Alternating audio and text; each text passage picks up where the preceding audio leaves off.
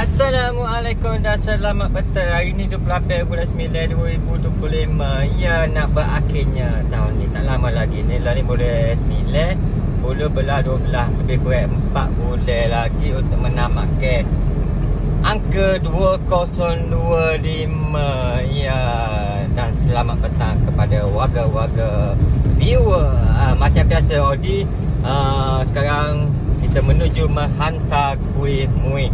Ya, sekarang ni kita tadi dah lepas Terek Nina Buri, dan jalan ni kita menuju ke Pasir Tumbuh pula. Alhamdulillah, rezeki tu kita kena cari ke mana-mana pun, kena usaha tawakal apa semua, barulah rezeki tu mari. InsyaAllah usaha tawakal apa semua.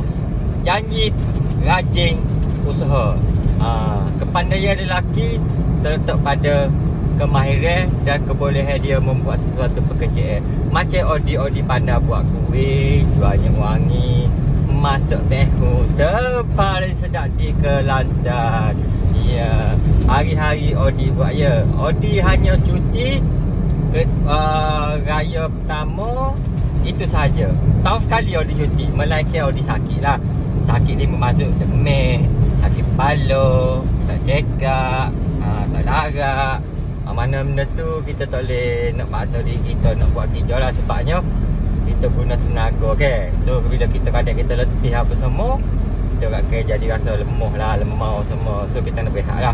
Tapi setakat ini Alhamdulillah, kudrat yang ada pada Audi tempuhi dengan segala rintangan dan segala kekuatan yang ada pada Audi. Bulan puasa Audi berniaga macam biasa juga.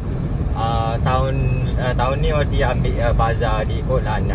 Sebelum ni Audi jual di kampung Audi, di tapak tepi jalan, sebelah tepi kedai tayar tu. Audi jual akok. Tapi akok situ sebenarnya dia bermula daripada nenek moyang Audi lagi. Situ umur Audi buduk lagi, nenek Audi pun dah meninggal. So nenek Audi lah yang menjual akok. So Audi ambil resepi ni daripada nenek Audi lah tu, resepi akok. Akok ni bukan senang kita nak buat kan. Dia perlukan bacuh hair, sukat teh yang cukup. Dia tak boleh nak lari apa semua. Dia akok ni kalau lari sikit lah, dia akan jadi macam tak sedap lah. Dia dah kerah, akan lembek. Akok ni nak sedar-sedar. Kerah dok, lembek dok, dia lembut. Lembut bukan hacur orang panggil. Lembut orang kata lembut, makan bila makan dia akan hacur dalam mulut. Kalau terlalu kerah dia tak jadi akok. Terlalu lembek tak jadi akok, dia kena sedar-sedar. Macam Audi letak air kedai nasi air dingin, apa Audi. Sukatan Audi guna setiap hari benda sama. Tak ada ubah, tak ada kurang ke apa semua. Jual dia tu banyak habis tak habis ke, habis ke kita tetap kena buat sukatan yang sama. Sebabnya bila sukatan lari dia tak akan jadi kuih. Yang mana ingin dapatkan kuih Audi, korang boleh lah pergi kedai-kedai nasi dingin. Banyak juga Audi tu dari ni dapur lepas tu pun kerja air Kobe Kriye, tepi Gabimo, belakang Gabimo, Jalan Hamzah. Lepas tu depan Home View, Jalan Negeri PC, Taman Uda, Taman Hijau, Taman Mahala ke Cerai. Banyak juga Audi tu.